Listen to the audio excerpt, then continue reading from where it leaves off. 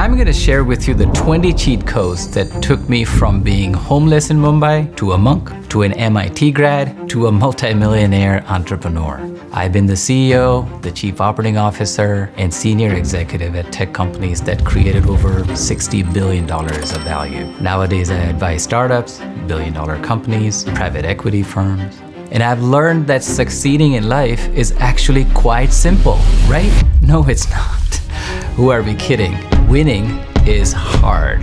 That's why we need cheat codes. So let's just get into it. My first cheat code, saving is not investing. Investing can seem hard and complicated, but it doesn't have to be. Here's the power of investing early. If you put just $5,000 into an S&P 500 index every year, starting in your 20s, by the time you retire in your 60s, you'll have $1.4 million. That is the magic of compound growth. The trick is you have to stay in the market. Don't panic when the market starts throwing a tantrum. And I learned it the hard way. In 2008, you remember during the financial crisis, the world was on the brink of collapse. The S&P 5000 dropped almost 50%. I lost 30% of my investment. And I panicked, and I pulled the rest of it out of the market. But when the market started bouncing back, just after a year or two, I refused to go back in. If I had done absolutely nothing and stayed in the market, my net worth today would be 40% higher. So two things. Don't try to time the market and don't try to beat the market. Don't chase crypto and meme stocks and single stocks and options and derivatives. A lot of fancy stuff that doesn't work for retail investors. Just stick to two rules. Number one, put it in an index fund. And number two, and this is the hard part, stay in the market. Touch nothing. My second cheat code is the most controversial. Stop following your passion. Passion doesn't lead to success. It works the other way around. A study at a Canadian university found that only 4% of students could make money following their passion. 96% of us can't turn our passion into a real career. That raises a powerful question though, right? What happened to all that do what you love stuff? Well, they say you never work a day in your life if you do what you love. When I talk to young professionals, many of them believe that if you follow your passion, money will come. But here's the truth. People are passionate about creative things like art, music, photography, painting, and those things don't pay the bills. Don't focus on finding your passion, focus on building it by being great at something. Passion will follow you. Next up is 3 secrets to success. Practice, practice, practice. Do you know why Taylor Swift and Kobe Bryant succeeded when others failed? Because persistence always pays. I know countless musicians from Berklee School of Music, and these are some of the most talented people on the planet. And yet, they still put in 8 to 10 hours every single day, practicing the hard stuff that makes their fingers bleed and their bodies ache. Excellence doesn't come naturally. It is built through practice. I'll tell you one thing that I do well. I can sit still for hours and hours and be focused on deep work without distraction, without boredom, without eating, without drinking. Now that's my way. That's my superpower. Yours will be different. But the key is to find it. Because banking on talent alone is like having a Ferrari with no engine. Beautiful to look at, but it's not going anywhere. So ask yourself, what skills can you practice and hone that are monetizable? Now, you might be in school or you might be working at a job without any unique or marketable skills, but that's okay. Start today and commit to becoming amazing at something. That brings us to cheat code number 4. You need to treat your career like an investment portfolio, a collection of skills and connections that compound over time. If you're working a corporate job in your 20s, this is why they're treating you so bad. I started at the bottom of the bottom. My first job in Boston was a help desk guy at a 600 people systems consulting firm. And picture this, a small dark room, no windows, everything is crammed with cables and spare parts and servers, and there are 3 other employees with me, and all 4 of us, we smelled bad and we got yelled at a lot. But you know what? I was having the time of my life. Why? Because I was getting paid to learn everything about technology. So I would work for 14, 15 hours a day, and I'll go home and I'll still work. I'll work weekends. I wanted to know everything about operating systems, about networking protocols, not just hard skills, but soft skills like communications, collaboration. And I wasn't just building skills, I was building connections. I would take extra projects. And by the end of those 5 years, I think I put in like 15,000 hours in building skills and connections. And it paid off. I was promoted to be the program manager, and I got my own office. In less than 20 years from my first promotion, I became the CEO of an epic tech company. Now, if you're starting out, you won't have autonomy. You will be mistreated, you will be micromanaged, but treat it like a gift. Be a learning chameleon. Soak up everything you can. Because if you want to make more money than others, then you have to offer more value than others. My next cheat code, move where the opportunities are. If you want to grow your career, then you need to move where the action is. I made that mistake when I was young. I moved to New York City way too late, after being in Boston for 16 years. And of course, the moment I moved to New York, that was a game changer for me. And still to date, I question whether I should have moved to San Francisco when I had the opportunity in the early 2000s. I think that was a lack of foresight on my part. Here's the thing, you can't grow your network and your career by sitting on Zoom calls in your pajamas. Of course, there are certain jobs where being remote is okay, like legal or software engineering or field sales. But even in those roles, if you are ambitious and you want to grow, you have to show up. You gotta be seen. Because the exposure you get by being in the office, collaborating with others, solving problems together, resolving conflict face-to-face will teach you skills that remote work will not. Next up is number 6. Understand the difference between equity and salary. The top 1% don't chase salaries, they chase equity. I always say, salary buys you furniture, equity buys you future. Equity is exponential. You'll own an unlimited upside. And of course, listen, 9 out of 10 times, you'll swing and you'll miss. Happened to me so many times. I had stock options in every company that I joined. Some of them failed, some of them did well, but that didn't move my needle. But I kept swinging, and when I hit it, that was a rain-making event. It changed my life. And there is another hidden benefit. When you own equity, no matter how small, you start thinking like an owner. And that shift changes the way you approach your career, how you approach your work. Real wealth won't come from chasing paychecks. So have an ownership mindset, and try to get some equity whenever you can. Cheat code number 7, humble yourself and get a mentor. I waited until 40 to get a mentor. Don't make the same mistake. Yes, I waited too long before I got real career and business mentors. Until then, it was like trying to navigate the career minefield blindfolded. I didn't know what I was doing. Once I found the right mentors, my career took off. 10 years. Just 10 years after I started getting mentored by one of the most amazing CEOs, I became the CEO. And I got to work alongside some of the most brilliant people on the planet. And do I think that was just a mere coincidence? No, not at all. Having a mentor is like having the ultimate cheat code for the game of life. And by the way, don't fall for those executive coaches that charge you for advice. They're all fake. Find real mentors who are invested in you. Read a great book.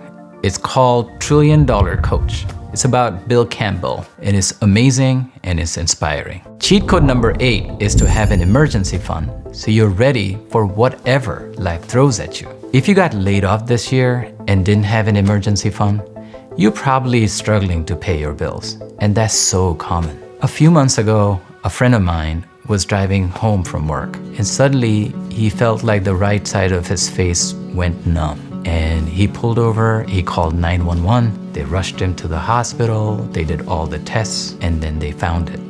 He had a brain tumor. And it was so heartbreaking. He's in his mid-40s, and he has a lovely family.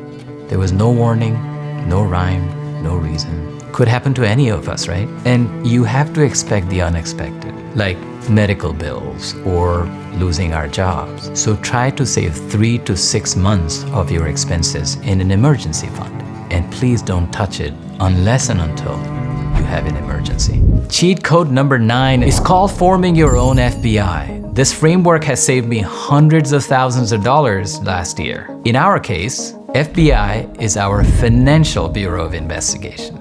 First, where is your money going? If you don't know where your money is going, how can you control it? Second, categorize your cash into 4 buckets. I call them 4 E's: emergency, essentials, equity, and enjoyment. Emergency fund, savings for a rainy day, your safety net. Essentials, the everyday expense like electricity, gas, rent. Equity is your investments, how you will build long-term wealth. And enjoyment, well, that's the fun stuff, vacations, hobbies, entertainment. But here's the catch. You only fund the 4th bucket after the first 3 are covered. Now, the easiest way to build your FBI is to use apps like Mint or Good Budget, but they help you track and categorize your expenses. Next up is cheat code number 10. Forget the American dream unless you want American debt. Stop chasing status symbols like designer clothes. It makes you look broke. I was 36 when we bought our first home. My wife and I were dinks, double income, no kids, and we made sure that our annual mortgage was about 22% of our annual expenses, and we knew that we could comfortably manage the mortgage. Now, home buying is the biggest debt that you don't need when you're in your 20s. And same goes for the credit card debt. So many of us spend so much on designer brands using credit cards. In the US, the average credit card interest rate is 22%. Sometimes it's even 28%. So say no to designer sneakers and status symbols. Don't let brands define you. So the cheat code is simple. Wealth isn't about what you buy, it's about what you keep. My 11th cheat code is to get financially literate. Einstein called compound interest the 8th wonder of the world. There are 2 books on finance that I highly recommend. One is Psychology of Money, and the other is Algebra of Wealth. These books aren't the get-rich-quick nonsense that you get peddled every day. They focus on your mindset, on the discipline, and the long-term financial principles. Now, why does that matter? It matters because financial literacy is the best investment you can make in yourself. It's the shield that protects you from bad decisions and financial traps. So start with 3 things. Learn how compounding works. Convince yourself that it is really magic. 2, learn how credit scores work. Remember, your credit profile matters more than your dating profile. And number 3, how taxes work. Stay out of trouble. Trust me, prison food doesn't taste great. Cheat code number 12, automate every financial transaction you have. If you hate saving money, this one thing will make it so much easier. When I was in my 20s, I wish I had done things differently. I wish I had let technology take care of my finance. You can learn from my mistakes and do 3 things. First, automate savings and investment. Do that before your paycheck hits your hands. I regret not investing in my 20s. I regret not letting the idea of compounding work its magic. Second, automate your bills. Set up automatic payments for everything. Utilities, credit cards, subscriptions. That way you'll never miss a payment or get hit by a late fee. Third, automate your spending control. Use technology to put guardrails around your discretionary spending. That brings us to number 13. Go analog. Doom scrolling is killing your critical thinking skills. In the 1970s, about 40% of high school seniors read at least 6 books a year, and 12% of them didn't read any. Today, those numbers have flipped. No one wants to read anything. We are a distracted generation, but there is hope. A 2017 study found that even a 1-week detox from social media can improve your attention span and cognitive function. And that's because deep reading and immersion helps you think critically, engage in complex ideas, and even expand your vocabulary. In a world where everybody is distracted, your ability to be focused will be your superpower. Cheat code number 14 is to think of failure as your friend. I know I sound like a Hallmark card, but it is so true. The most successful people we know are the people that fail the most. Take me, for example. I have been fired not once, not twice, but 3 times in my career. And it wasn't pretty. Each time it was on the spot firing. No warning. I didn't even see it coming. And it was brutal. They would say, "We're letting you go. We'll send your stuff in boxes later. Go spend time with your family." And I was like, I don't want to go.